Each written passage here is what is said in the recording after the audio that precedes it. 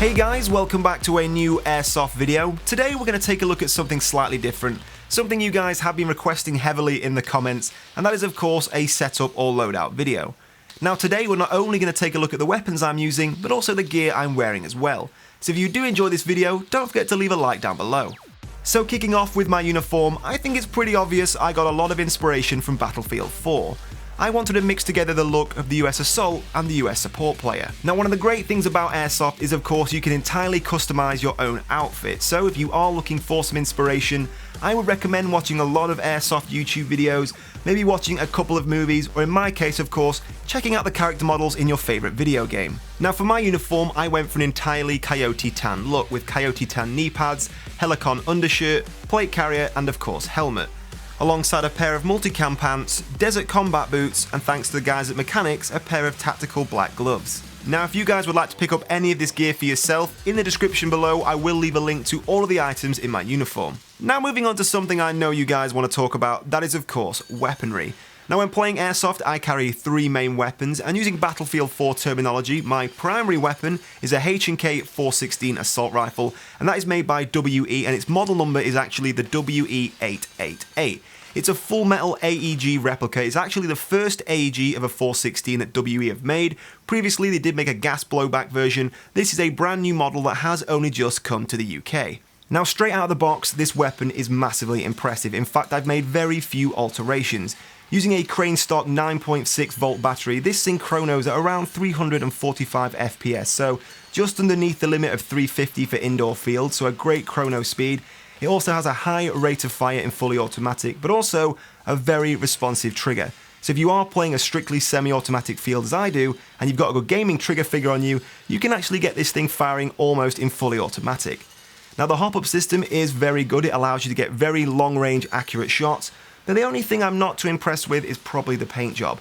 Whilst it looks very cool, you will notice after one or two skirmishes some silver blemishes starting to show, so if I could see some improvements, I'd like to see a much better paint job. Now the additions I have made to this weapon are merely aesthetics and comforts. I've added an angled foregrip just because it's my style of holding the weapon, and I've added a 19cm suppressor, again, just because I think it looks pretty cool. Now I have actually stuck with the H&K style iron sights. I'm not usually a guy to use scopes, especially on assault rifles, and these iron sights do work pretty well. Now for my 416 I run 4 magazines. I have 2 classic army mid caps that hold around 150 rounds, and I have 2 WE high caps that have between 400 and 500 rounds, so definitely enough for an entire game. Now moving on to my secondary weapon, again made by WE, this is a G17 Glock. Now this is a green gas operated semi-automatic pistol, and to go with my tan uniform, it's a two-tone colour with a tan lower body. Now to go with this, I have 2 magazines, a standard 24 round magazine and a high capacity 45 round magazine, both of which are green gas operated and will last you around 1 or 2 magazines worth before you have to fill it up with green gas again. Now with a full charge of gas, this weapon chronos at around 290 to 310 FPS. Now the third and final weapon that I carry, which is a pretty cool one just in case an assault rifle and a pistol aren't quite enough to take out a certain player, is a V.T.G, or a versatile training grenade. Now in Airsoft there are multiple different grenades to choose from. You can have Thunderbees, blank firing impact grenades, CO2 grenades, but the V.T.G has got to be probably one of the most realistic. This is a blank firing timer delay grenade that operates just like a real grenade. You pull the pin, you release the spoon, you throw it, and after a 3-second delay it'll detonate.